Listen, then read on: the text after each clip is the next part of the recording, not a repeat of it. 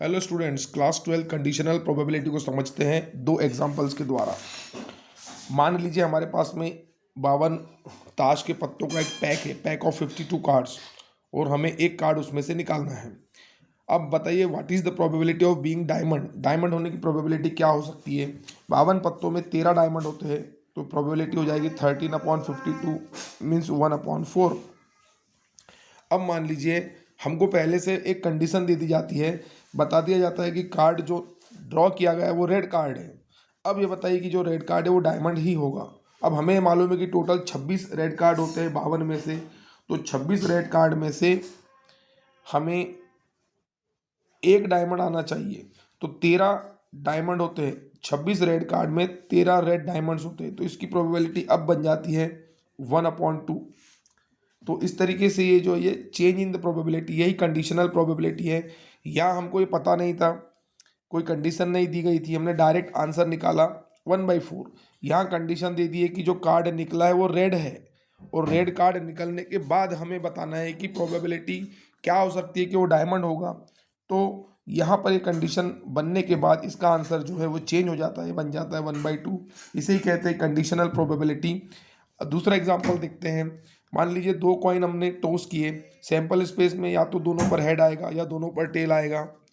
पहले कॉइन पर हेड, दूसरे पर टेल, या पहले कॉइन पर टेल और दूसरे पर हेड। अब मान लीजिए ए जो है, इवेंट दैट 2 टेल और 2 हेड टर्न अप। अब इसमें ये इवेंट में या तो 2 हेड होने चाहिए या 2 टेल। तो ये टोटल प्रोबेबिलिटी कितनी हो जाएगी यहाँ हो जाएगी सर 2/4, यानी 1/2। अब बी कोई इवेंट है, at least 1 head turns up. B बोलता है कि कम से कम एक हेड ऊपर होना चाहिए, कम से कम हेड। एटलीस्ट 1 का मतलब होता है 2 भी चलेगा, तो 2 हेड भी ऊपर आ सकते हैं, एक भी ऊपर आ सकता है। तो इस स्थिति में जो प्रोबेबिलिटी बी की बन जाएगी, प्रोबेबिलिटी ऑफ बी वो कितनी बनेगी, वो बनेगी 3/4। क्लियर है, ये 2/4 बन गई, ये 3/4। अब इन दोनों में जो कॉमन है वो है एक 1/4। कॉमन प्रोबेबिलिटी जो है ए इंटरसेक्शन बी वो है केवल 1 आउट ऑफ 4। हमें ए बाई बी निकालना है। तो अब आप देखिए कि ए इंटरसेक्शन बी, बी नीचे है तो यहाँ नीचे बी आएगा प्रोबेबिलिटी में। ये हो गया 1/4, यहाँ से 3/4, 4 कैंसल, और हमारा आंसर आएगा 1/3। इसको वर्बली समझते हैं।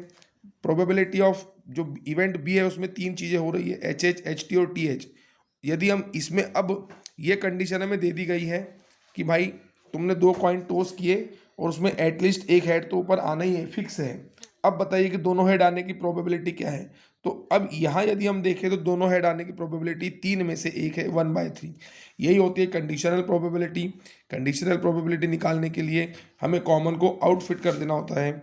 जैसे मान लीजिए ये आपका सैंपल स्पेस है, ये इवेंट ए है, ये इवेंट बी है।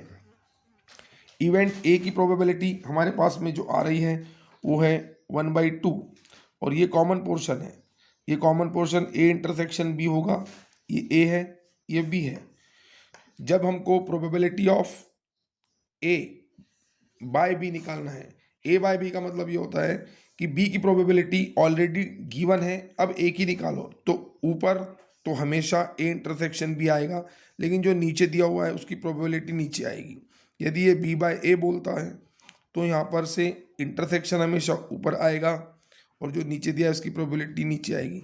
यही इसका फॉर्मूला है, यही इसकी मेथड है। I hope you will understand.